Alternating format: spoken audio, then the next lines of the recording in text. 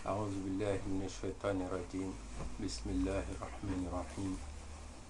الحمد لله رب العالمين الرحمن الرحيم مالك يوم الدين. إياك نعبد وإياك نستعين. اهدنا الصراط المستقيم صراط الذين أنعمت عليهم غير المغضوب عليهم ولا الضالين. آمين. اللهم صل على سيدنا محمد الفاتح لما أغلق والخاتم لما سبق ناصر الحق بالحق والهادي إلى صراطك المستقيم وعلى آله حق قدره ومقدار العظيم.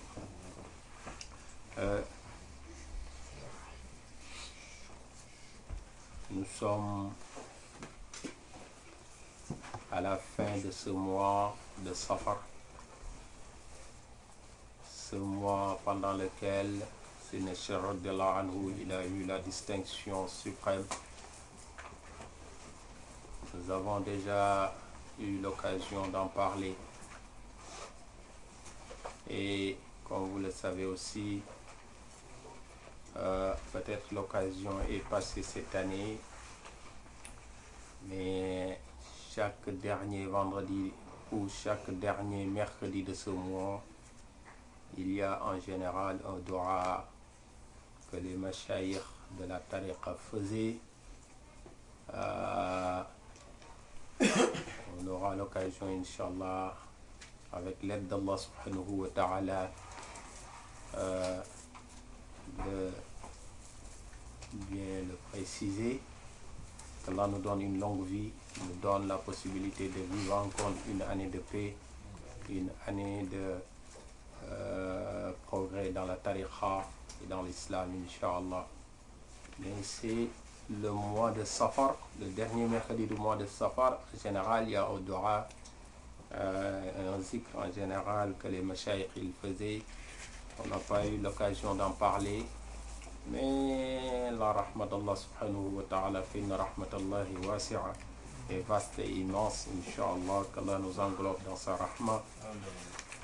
Mais la fin de Safar correspond avec le début de Rabi' al-Awwal. Donc, ce mois pendant lequel Sina Cheikh radiyallahu anhu a obtenu la distinction suprême qui précède le mois de la naissance du prophète Muhammad sallallahu alayhi wa sallam, ça veut dire que ce sont 2 mois de rahma, 2 mois où Allah subhanahu wa ta'ala il a accordé à l'humanité, il a accordé à l'univers ce qu'il n'a jamais fait dans les autres mois. Il n'y a pas une autre naissance plus noble que la naissance du prophète Muhammad sallallahu alayhi wa sallam, et cette naissance s'est produite pendant le mois de Rabi' al-Awwal. Il n'y a pas, à part les al-Anbiya, à part les prophètes et les envoyés, il n'y a pas un wali qui a obtenu une station aussi glorieuse, aussi élevée que Qutbul Maktoum. Cette station-là qu'a obtenu Sina Cheikh radiyallahu anhu, cette station, il l'a obtenue pendant le mois de Safar. Donc, on peut dire que ce sont 2 mois, masha'Allah, de rahma pour ceux qui le savent, pour ceux qui y croient, pour ceux à qui Allah subhanahu wa ta'ala a donné la chance et la baraka d'en profiter. Parce que beaucoup de musulmans, c'est pas tous les musulmans qui s'intéressent à cette naissance du prophète Muhammad sallallahu alayhi wa sallam. On aura l'occasion de revenir sur le Mawlid et sur les dénégateurs aussi du Mawlid. On donnera des arguments, Inch'Allah. On le rappelle chaque année, on ne dit pas Mawlud, on dit Mawlid. Mawlud, c'est un terme peut-être inventé par les Sénégalais, peut-être. Mais en arabe, on dit Al-Mawlid. Al-Mawlid. Donc, mais aujourd'hui, on va parler d'un sujet, parce que Sénéchar radiallahu anhu, quand il est parti, il a laissé des khulafa et il a laissé aussi des muqaddam, ce qu'on appelle les représentants de Sénéchar radiallahu anhu, ceux qui permettent aux hommes et aux djinns aussi de continuer à profiter du flux, de ce flux qui passe par Sénéchar radiallahu anhu. Donc il y a des muqaddam humains, comme il y a des muqaddam et des khulafa, des djinns aussi. Le premier des khalifs Sénéchar radiallahu anhu, c'était Sidi Haji Ali Harazim radiallahu anhu, du vivant de Sénéchar radiallahu anhu. Eh bien, il a été désigné par le prophète sallallahu alayhi wa sallam pour qu'il soit le khalif de Sénéchar radiallahu anhu, alors que Sénéchar il était encore vivant. Alors, quand il est décédé,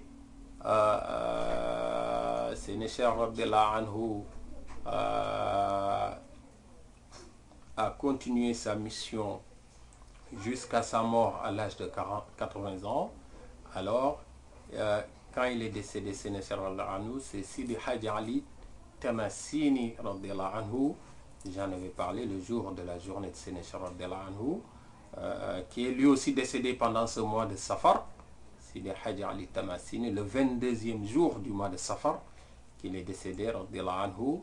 Alors c'est lui qui a été désigné par Sénéchar radiallahu anhu, qui était le premier khalif de Sénéchar radiallahu anhu à sa mort. Mais il y avait un autre khalif aussi désigné par Sénéchar radiallahu anhu, qui s'appelait Sidi Haji Mohamed Ghali. Sidi Haji Mohamed Ghali, c'était un khalif qui a été affecté, si on peut le dire de cette façon, entre la Mecque et Médine, puis Ardil Hijaz.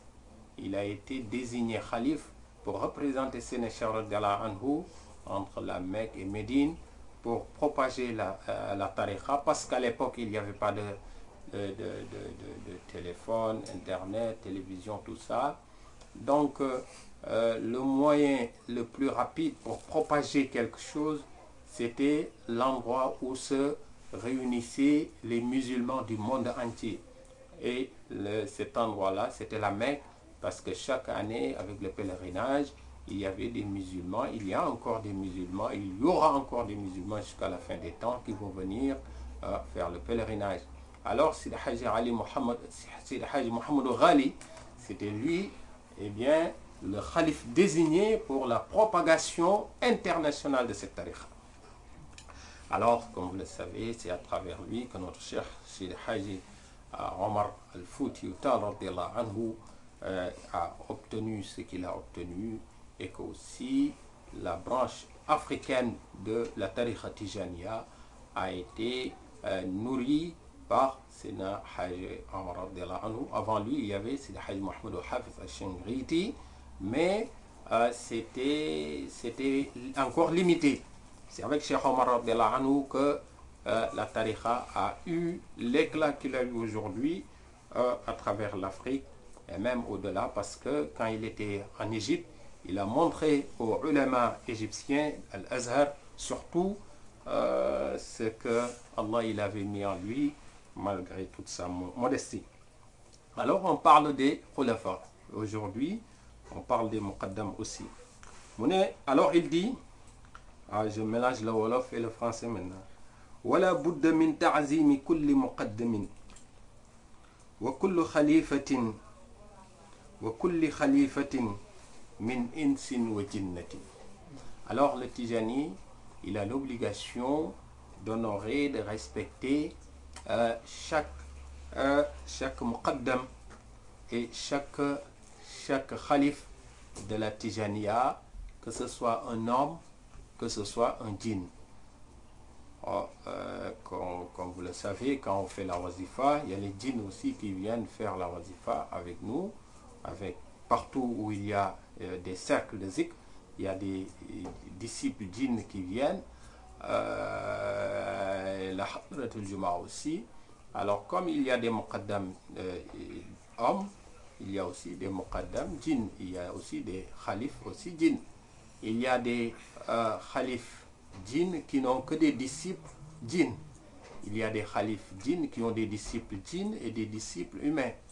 Il y a des muqaddam ou des khalifes humains qui n'ont que des disciples humains. Il y a des muqaddam humains qui ont des disciples humains et des disciples djinn.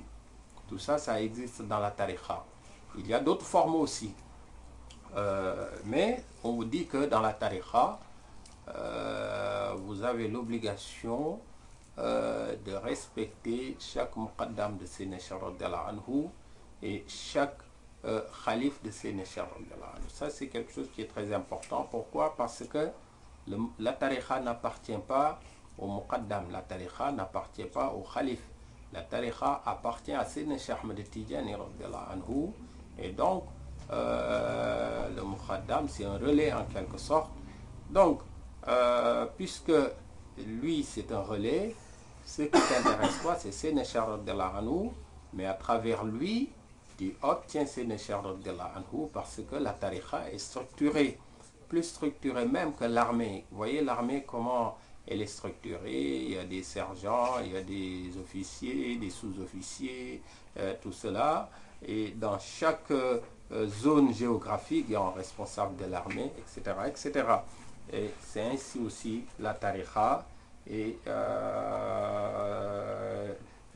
c'est pour ça qu'on demande aux disciples de respecter chaque muqaddam, de respecter chaque khalif de Sayyidina Cheikh radiyallahu anhu, parce que, eh bien, si tu manques du respect aux représentants de Sayyidina Cheikh radiyallahu anhu, alors tu manques du respect à Sayyidina Cheikh radiyallahu anhu.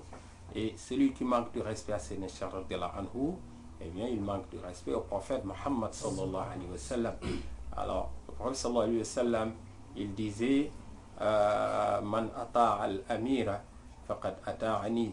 Celui qui, parce qu'à chaque fois qu'il constituait un groupe, qu'il envoyait des compagnons, des sahaba dans un endroit, alors s'ils étaient déjà 3, il désignait un pour qu'il soit le amir, c'est-à-dire qu'il soit le référent, le guide du voyage en quelque sorte. Alors, il disait toujours Man ata al-amira faqad ata'ani, celui qui suit, écoute l'émir, celui qui est responsable du voyage en quelque sorte, faqad ata'ani, il m'a suivi, wa man ata'ani faqad ata'ala. Alors celui qui me suit et qui m'écoute, alors qu'il soit sûr qu'il suit et qu'il écoute Allah subhanahu wa ta'ala. Wa man asa al-amir, celui qui désobéit à l'émir, et faqad asani, alors il m'a désobéi à moi, le prophète Muhammad sallallahu alayhi wa sallam. Wa man asani, celui qui m'a désobéi, alors faqad asa Allah, il a désobéi Allah subhanahu wa ta'ala. Et Allah subhanahu wa ta'ala, il avait dit, pour vous dire que la tariqa, tout ce qui est dans la tariqa est basé sur la sunna, est basé aussi sur al-kitab, c'est-à-dire le Coran, la charia. Il n'y a rien dans la tariqa qui est inventé comme ça et qui vient de nulle part. Non, tout est parti de l'enseignement du prophète Muhammad sallallahu alayhi wa sallam, parce que Sayyidina Cheikh radiyallahu anhu lui-même, il a été, eh bien, il a été éduqué par le prophète sallallahu alayhi wa sallam, et il lui avait dit que ana murabbika wa shaykhuka al-abar, c'est moi ton éducateur et c'est moi ton cher et le meilleur des chers aussi. Alors,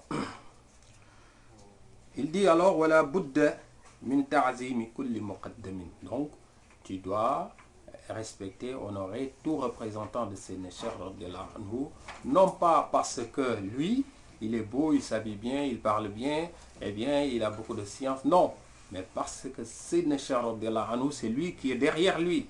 Eh bien, si tu le conseilles. Et là aussi, ça nous permet de voir un peu plus loin, c'est-à-dire que la tariqa est unique. Il n'y a pas deux tariqa, il n'y a pas un empire dans un empire, comme on dit, un État dans un État. C'est impossible. La tariqa est unique. Il ne peut pas y avoir d'autres structures à l'intérieur de la structure de la tariqa. Non. Si tu es Tijani, eh bien, tu respectes tout représentant de Sénéchal.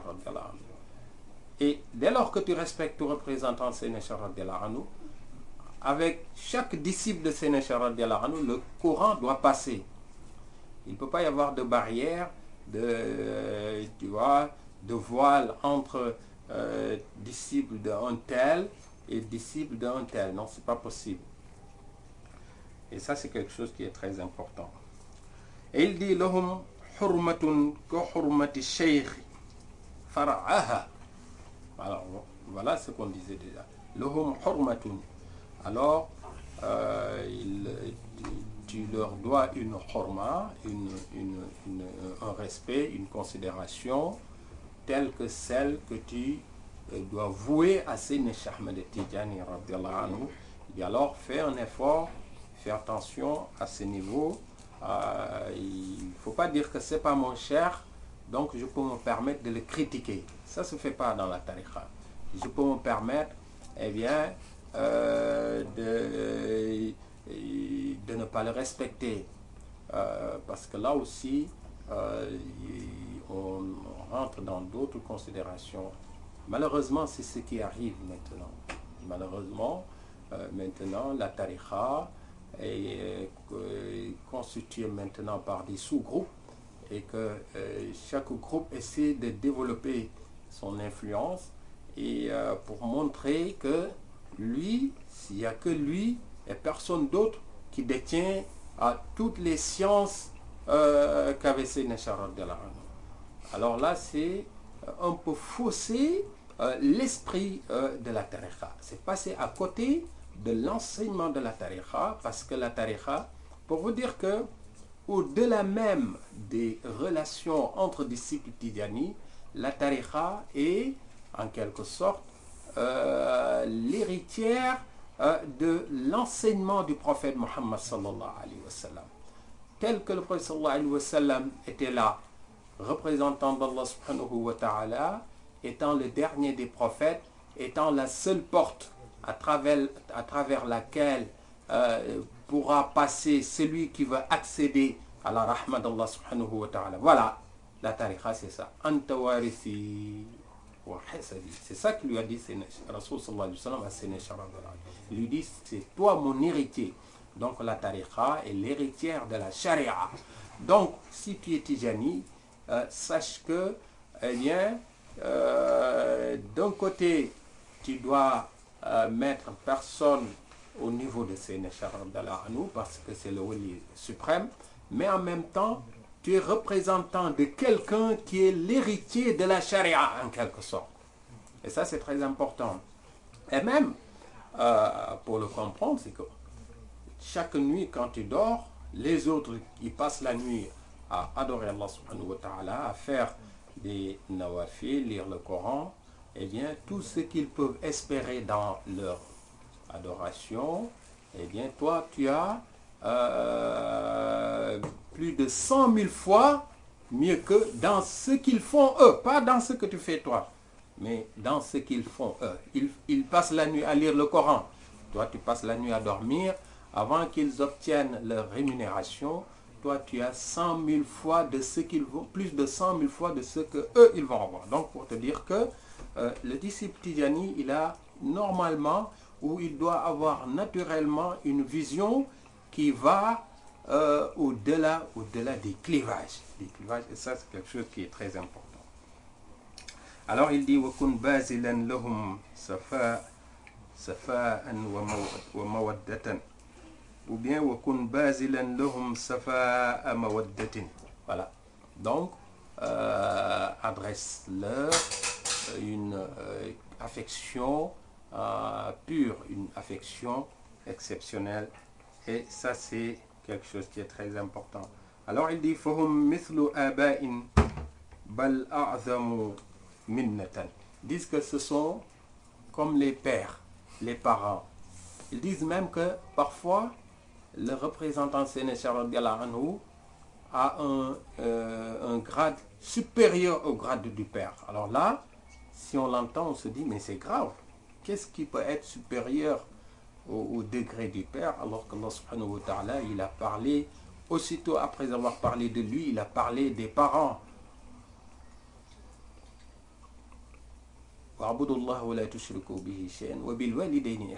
Il a parlé des parents aussitôt après avoir parlé de lui. Et là, on te dit que on te dit que parfois même le père spirituel, c'est ça qu'on appelle le père spirituel, parce qu'il y a le père biologique et le père spirituel. Parfois, le père spirituel a beaucoup plus d'importance religieusement parlant, spirituellement parlant, que le père biologique. C'est deux mots qui sont courts, simples, mais c'est deux mots qui renferment beaucoup de données, beaucoup d'enseignements. On aura l'occasion de revenir là-dessus, Inch'Allah. Qu'Allah nous guide, Inch'Allah. Qu'Allah nous guide, Inch'Allah. On reparlera de ces deux mots, Inch'Allah, et on reparlera aussi d'un autre point. C'est un débat entre réciter une salatul fatihi et réciter le Coran. Qu'est-ce qui est le plus important et pourquoi on dit que réciter une salatul fatihi? Bon, tout ça, c'est des polémiques qui ne devraient pas avoir lieu. C'est des polémiques qui proviennent de personnes qui sont mal intentionnées et qui ont des préjugés par rapport à la tariqa.